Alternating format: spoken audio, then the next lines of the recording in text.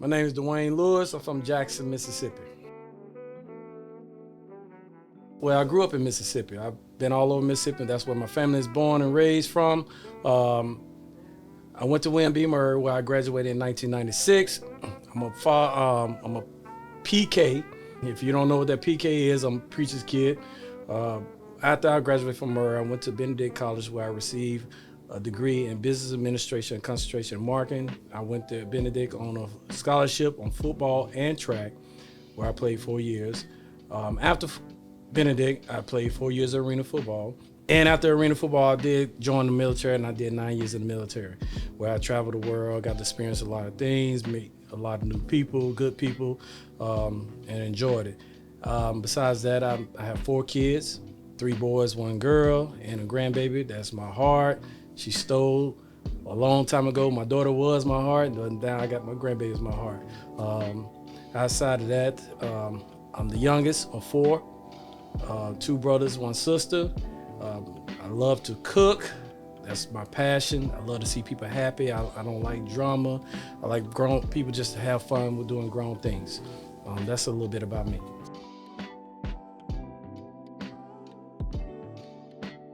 Growing up in Jackson, people think it's all country. I can tell you this, it's not as country as you think it is. It's a lot of hood, it's a lot of crime, it's a lot of everything that any other city has. People think of Mississippi, they always label it as, you know, what you see on TV. Mississippi burning. That's the first thing people always remember Mississippi about. It's not like that. Mississippi is basically predominantly black city. Mostly all the high schools in the inner city are predominantly black. But besides that, it's great.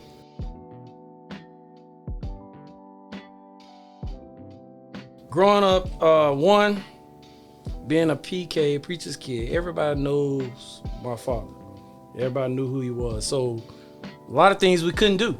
If I did, you know, everybody gonna find out, or my parents will find out, because they're gonna like, oh, we saw your son over this side of town, or, you know, things like that. People always ask me, when you gonna become a preacher? I'm like, I'm not planning on preaching.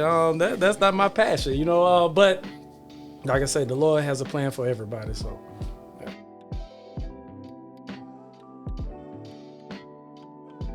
Oh, at the age of 15, man, if I knew what I know now.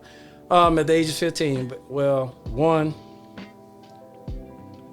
I'll put more passion in, well, school-wise, I will study a little harder instead of doing the minimum. I'm gonna be honest with you, I was one of the ones, I did the minimum sometimes just to get by.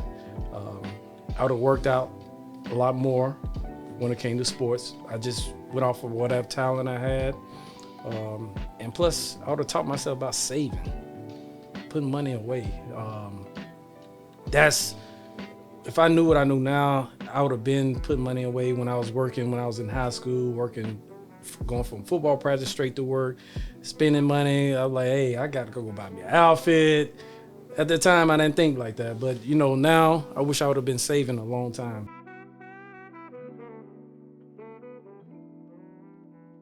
Oh, my family. Let's see. Of course, I grew up in the church. I have preachers in the family.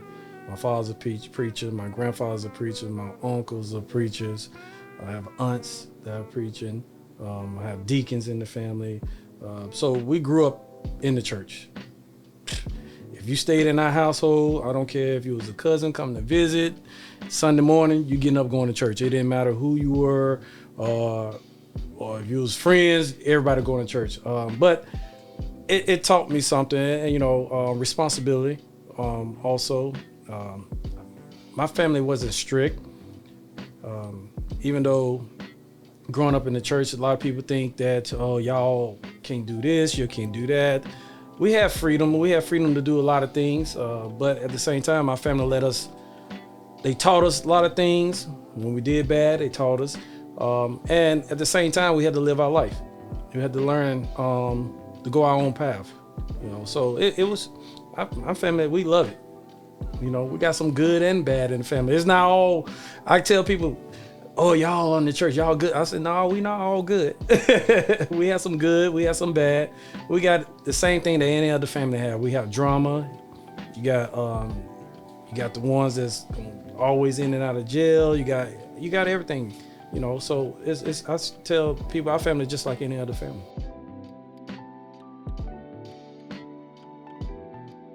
I'll be rich. That, you know, hey, I'll be honest, I'll be rich. But no, to make their lives better, I feel like I did a good job raising my kids. They learning on their own. Like my oldest son, my old daughter, they both learning on their own. They had to learn, you know, they still need money here and there. They still need things, but you know, as a parent, we're still gonna provide for them. But at the same time, they have to learn. So I feel like I taught, or they learn, and they realize that, hey, everything is not gonna be ice cream and cake. Everything is not gonna be handed to you. I believe that's one thing I feel like I did for them. That's why I think I feel like I did a good job. What is it? It's great. It's a great thing to be a father, for one. Is it a scary thing? It's not scary. It could be scary. The way times are now, especially with black sons, it could be scary because you never know when a child gets stopped. You know, the way we done seen so much crime going on with the police and black men and everything. A lot of times that does bother you. It worries you. You want to make sure they're safe, but you're not going to be there 24/7. The only thing you do is teach them to do the right thing. Even if they do the right thing, you know, just don't give nobody a chance to do anything wrong or give them an excuse to do anything to you. But being a father, and especially with sons, it's very scary. And I can understand that's like with mothers, when it comes to mothers with their kids, they have a different bond than we do. And I can understand how scary they could feel when that's their child, if it's a daughter or a son.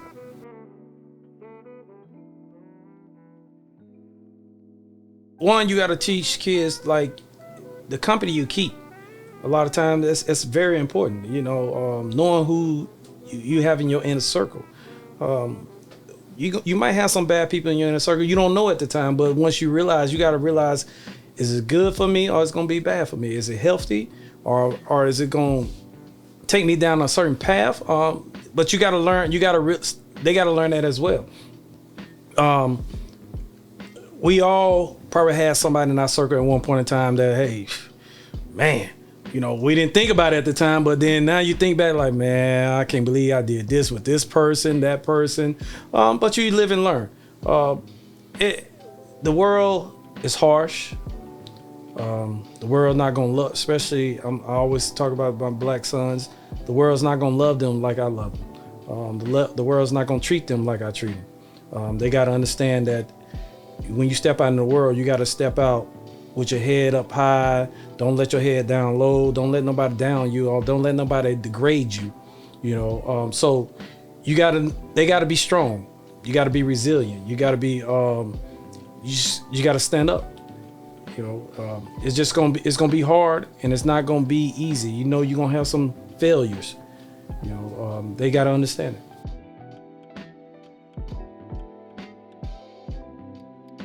Whew. Being away from family is rough. Deployments is rough. One soldier didn't come home with us. It's rough. Every year around January time, it bothers a lot of us. You still remember the things like that. Besides that, military is great. You meet a lot of people from all over the world, from all parts of the U.S., from New York all the way to Cali, down from Texas to the Dakotas. You know, you meet different people, and you get to you realize a lot of us grew up different, but somewhat the same. You know, you got the inner city kids from New York, and then you got some guys from down in Florida. Even though they don't have the inner city down in Florida like some of the places in New York, but when you start talking about certain things you went through, it's almost the same. You know, so you meet a lot of good people. Yes, in the military, a lot of people, we be away from home, we end up coming family. Especially when I was stationed in El Paso, Texas. I was a single father of my oldest son by myself. I had people that looked out for my son when I had to be at work. When it was 24 hours, I had a 24-hour duty. People looked out for him. They said, oh, we got him. We're going to make sure he's taken care of. He going to eat. You know, so you end up becoming a family, being away from, especially when you're away from family, from home.